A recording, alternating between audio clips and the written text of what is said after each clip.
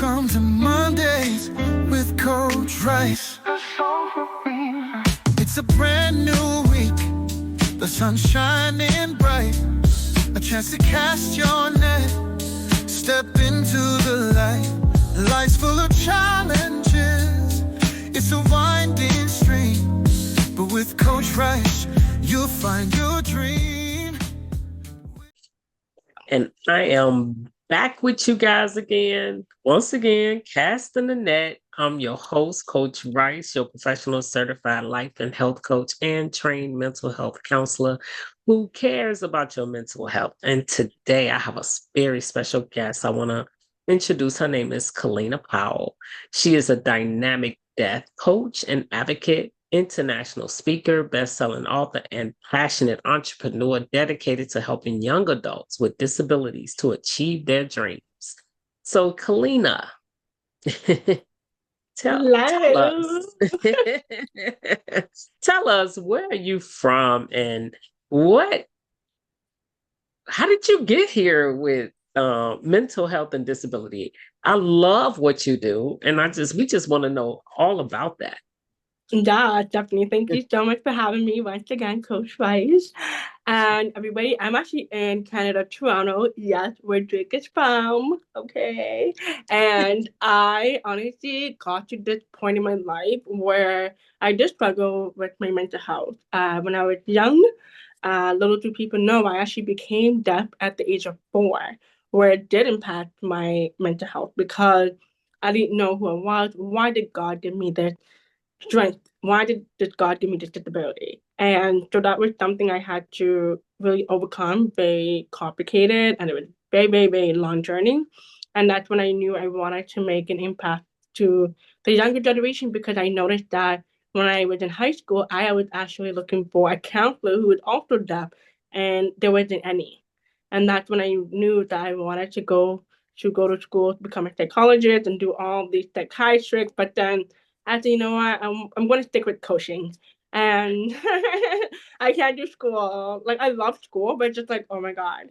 And then that's where it leads me. I am today. I know that my mission was to impact young generation, to let them know that they're not alone in this world, because I was alone when I was young, because I felt like I didn't have any role model. And that was something super important, especially for youth nowadays. And you're right. There's not a huge there's not a hub for that. And that's so good that you actually advocating for that, because this is what people need, especially when it comes to disabilities, because people do, I'm sure they feel alone in that arena, and they don't have a lot of people who coach, or they have some therapists that deal with it, but coaching is what you need as well, just as much. Because, as you know, I always say this a lot. I always say this, that although we're coaches, and I do have a master's in marriage and family therapy, but we help the mental health field a whole lot, because they are so bombarded with so many appointments. We can take that load off of them. And I like what you're doing, because that's the group that needs you. And just because, in truth, going to school, you already have what you need to do it, because you're living it. And so at the age of 4, what caused you to become deaf, if you don't mind me asking? Yeah, for sure. I actually had an infection, unfortunately. So it got really bad to the point where my doctor prescribed an eardrop for a specific time. And when I brought her to the daycare, little did I knew that what to stop paying attention. I have no idea, you guys. And during that same day, the staff member put the eardrop in my ear. I actually became deaf when I got home, which was very weird. Wow. And so that really caused me my deafness. And so you was 4 years old. How did you deal with that at 4? Like, what did you go through? I was confused, 100% confused. Why couldn't I hear, right? And I would kept looking a lot. Like I was like, why am I looking here? I can't hear. I like what? Like, mom. I mean, I always ask my grandma like what's happening, and thank God, my grandma was actually a nurse, so I was able to get that support from her, knowing that I'm the very first person in my family that is deaf. So it was definitely a huge challenge for my family and I to learn so many different ways to communicate. And as a 4 years old, I can't write. How do we tell this 4 years old that she deaf? That's the very Right. first thing my mom thought about. Like, how do we tell her? Like, so I don't know what happened, but long story short, that same week when I went to my family doctor, he just asked my family to go to an audiologist. And I went to the audiologist. I was in a booth and I didn't know what's happening. And I would used to put things out of my ears. I'm like, what's happening? And again, I was confused. It was more confused and more questioning myself, like, why am I created this way? Why did I need my hearing? And so my family was very smart. They decided to put me into a deaf school and the hearing school, two schools while I was growing up to really help me to learn my communication. I didn't really understand what was really going on because I'm like, why am I putting into two different schools? I thought I was dumb, to be honest with you guys. I thought I was dumb. But when I went to the hearing school full time, that's when I actually started to lose my identity as a deaf person because sign language wasn't provided in my hearing school. I only knew sign language Oh, when I went to my deaf school, and that's when it got me questioning, like, why am I different in two community? And that triggered me even more because I didn't know who I was as a person. And it did affect me, especially be confused who I am as a person. So I did fall along a lot in the hearing school because I didn't have anybody that looked like me. And obviously I was bullied a lot of time when I was in elementary school. And in middle school not so much, but it was just me elementary school because again I had a speech delay and when I became deaf, when I got my first hearing aid on, I was hearing sound different. And that's when I was like, the kids would used to make fun of me because of the way I talked. And it was right. very hard for me to say it's okay, you're learning, you're growing. Because I had a speech therapist that helped me build my confidence with my talking. Because I would talk, but I was too nervous to talk because I was so used to bullying. Like, oh, you talk so funny, you talk so weird. So I was so used to that in my head, and it's like, oh, well, I talk funny, I should not talk. So I did doubt myself a lot, 100%. I thought I was not smart. I thought I wasn't a pretty girl. I thought I couldn't make friends. It was very I would say challenging, but also a lot of loneness when I was young. Like I felt like I was alone. Okay. And you have any siblings? So now I do have a younger sister. So she came after 8 years after. So we're her 8 years apart, which is very cool. But yeah, Okay. yeah. So my sister is my rock. She's my everything. So yeah. Yeah, I'm so proud of you because I see you on social media and you are killing you are really doing you are killing the game. You are doing so well on social media with which you almost look like a model. Uh I mean, you I look like a model wish. as you doing your things. You're doing really well on social media. You're pretty young lady, Thank smart, you. and I'm so glad that you found your place and your purpose and what you've been through because that wasn't easy, I'm sure. Oh hell no. Oh no, guys. It was hard. It was very hard. When I tell everyone, I mean hard. People ask me the same question, like, Kellina, your confidence is so high. Like, tell me, teach me. And I said, it takes years for me to grow this confidence. Years. Like I can't even count. Maybe 15 years max, you guys. But it was it was not easy at all. Like it was not easy. If I were to tell myself that I'm gonna be this big, I'm gonna be laughing at myself. Yeah, right. I could not talk. Like that's the first thing I would tell myself. My younger self, I can't talk. So Right. like, yeah, God used people who had deficits. And exactly. he turned greatness and he turned them into greatness. And so what would you say like did your mom put you in counseling? How did that journey begin when you began to get the self? Where did you get the self confidence from? Was it what journey did it take to get there? Because people are looking for that. I wish that it took a whole village, which is my family. Witnessing my family confidence actually helped me a lot. My family had confidence in themselves. I remember, from a Caribbean culture, we have this big bright personality, bubble personality. That was my family. Like they were like that. And I learned from them. And like they always say, a kid reflects on what they see at home, what they bring out of the Yes. home. And that's what happened to me, luckily. Um, in the school environment, I was shy. I was super shy. And how did I overcome it? Well, due to my speech therapist, she was actually like my counselor, to be honest with you guys. She was literally like my counselor. Like, I don't think I saw someone. My speech therapist would come to my school, I think 2 times a week or 3 times a week to visit me. And I would tell her everything that's going on at school. Like, she's like, how was your speech at school? Do you feel confident?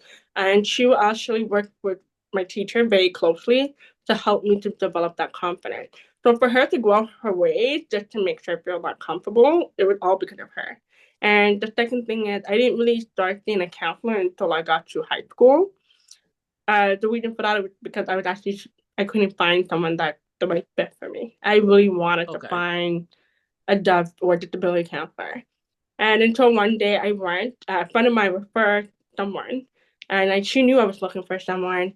And me and that person kicked it up really well for like almost 2.5 years. Um, and I realized that in order to build a confidence, you have to be honest with yourself. And that was Yes. something that I did struggle a lot with. Being honest and being okay the way I am as a deaf person. Being okay to not always get accommodation. And that's something I struggled a lot with. And that's something I didn't know until I saw a counselor. And I was like, Okay. wow, like this is what happened. And so we did come up with so many strategies, so many activities she told me to do. And it was very great. It takes time, especially for someone who never been a counselor. I know a lot of people are scared to go. Or they always say like, I don't want a stranger to know my problem. And I said to Right. right. So to me, I'd rather a stranger know my problem than my whole family. I'm sorry, but someone that's I close to agree you. with you on that. I think I'd rather have someone trained in that area than to put that burden on my family that's not trained. Exactly, and that's what it was for me because I felt like I was a burden when I was young because I was deaf and I didn't have anybody that looked like me role model. And that's what's in my head, the burden. And that's something I had to let go of and then I'm not a burden. Like it's just who I am as a person. If people can't respect that, then that's their loss. Amen. And so, and it's oftentimes people feel alone, not with disabilities, or when they feel different than someone else, or they dealing with a mental health issue. Uh, tell the audience, like, I would say, what advice would you give someone who's feeling alone in this arena, and whether it's disability or being different from other people, that isolation feeling. I know what it feels like because I've been in it. Always felt like I didn't fit in quite everywhere. But what advice would you give those who are struggling in that area, especially if they have a mental disorder or anything like that? Because they kind of would you say they're in the same category? That's the thing. Everybody in a different category. I don't think everybody's in the same category. I always tell people that you have to think of this way. If you notice that your struggle is not supporting you, you are in the wrong circle. It always starts Yes. from who are you talking to? Seriously, who are you talking to? Are you talking to someone that put positive energy into your life or negative energy into your life? What type of people are you talking to? That's number one. Two, find the support system, right? I know it's hard, but I will tell people join communities, join activities, do a hobby, because you can meet people while you're doing your hobby. And that's where you can build a Yes. great relationship with them. Like, hey, you like this? I like this. Let's do it outside of the community. Because that's how you build a relationship with people. And especially now as an adult, it's difficult to maintain a relationship with people. Some people feel like they're too busy or life is too busy. You will know who's right for you, and you will know who's gonna make time for you. And that's something I struggled after high school because I was in university. It's a big school. I don't know who my friends are, and I'm like, who do I talk to?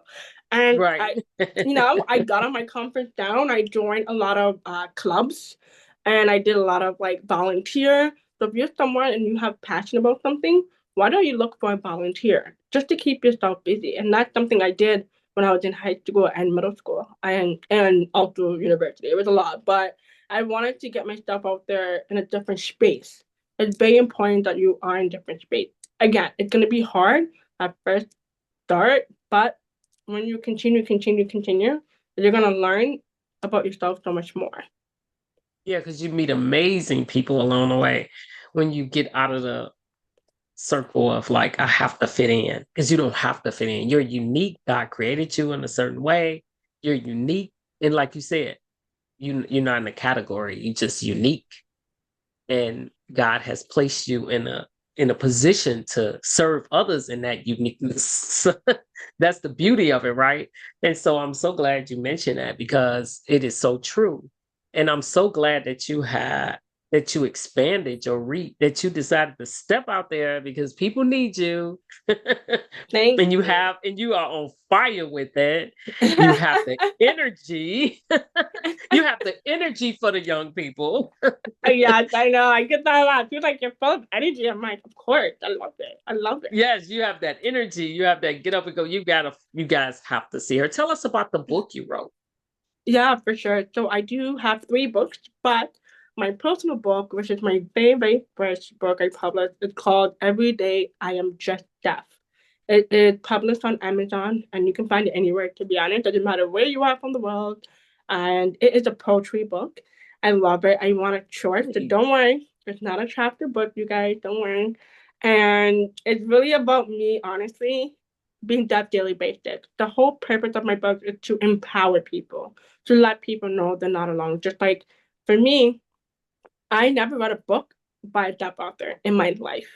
And that's why I wrote my very first book about me being deaf, because I want the other younger generation to see that there are someone out there who is just like them, who's also young, not someone who's way older.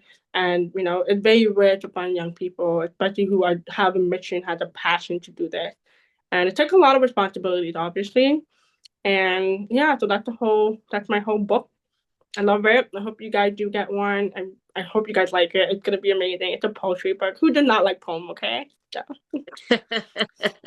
So what do you have planned for the future? Because I'm so excited for you. You got your energy is definitely contagious. Yeah. For me, honestly, I want to continue write books, especially children books. I'm actually on a mission to write a children book this year, which I'm super excited. And number two, even continue collaborating and doing a lot of partnership for bigger organizations like Google, Microsoft, to create more inclusive workshop for employees and managers, and as well continue speaking as well globally with schools, Nice. organization. And I love talking to schools because schools just melts my heart. I love seeing the students be shocked about my success. Like, wow, like she's also young, she can do it, I can do it too. Like I love seeing the facial reaction. It's so funny. And but yeah, so that's what I have in place coming up. Well, I'm sure your family is super proud of you, and I'm sure that they have, your sister looks up to you. I'm sure your friends look up to you because you have such an amazing path along your way. And don't forget to definitely send me the links to so that people can reach out. You have to see her on Facebook, you guys. You got to see her on Instagram. She is doing it. Thank She you. got I the she try. got I the try. lighting and everything. You definitely have the energy for that young group. I Thank can't say you. it enough. I'm so proud of what you're doing. Keep doing what you're doing. Don't stop. It's a lot of people who need to hear you. It's a lot of people who need to see you. It's a lot of people who need to experience the love that you have in your heart to serve. And I'm so grateful I had a chance to meet you on podcast. And I'm so grateful I get to interview you this month on WSAN radio. Yes, I'm excited. I'm excited about that. I have so many groups I got to introduce you to too that you're really going to do well in. That I think you would be a blessing for. So I am so glad I had the privilege of meeting someone so resilient as you, and so glad that we collaborated and connected. You know, where can you actually connect to people? All yeah. um, other than networking like this, I love it. I feel like because everybody who I talk to, I feel like I know them. Feel like I met them and Yeah. I just had a coffee with them and and now we connected. I love it. And so I'm so glad that you had the time to come on and talk to us about your experience, what you experienced, and I'm excited about interviewing you on WSAN radio as well. I'm excited. I just wanted to get him a little sprinkle before we get to the actual thing. But keep doing what you're doing. Love your energy, and thank you so much for coming on. If you have enjoyed this show, please subscribe to the channel, because I have so many other people that I bring on, and it'll alert you when I have these amazing people come across the Facebook and YouTube. So please subscribe, share if you feel like this can help someone, or if you know someone who needs Kellina in their life, please do share this video. And I'll definitely put the links in the video, and so that you guys can know how to connect with her, as well as her book and everything she's doing on social media. So thank you so much, Kellina, for coming on. Thank you for having me. And we are signing off. We'll heal every heart, so join us now. Let's make life suffice. Welcome to Mondays with Coach Rice.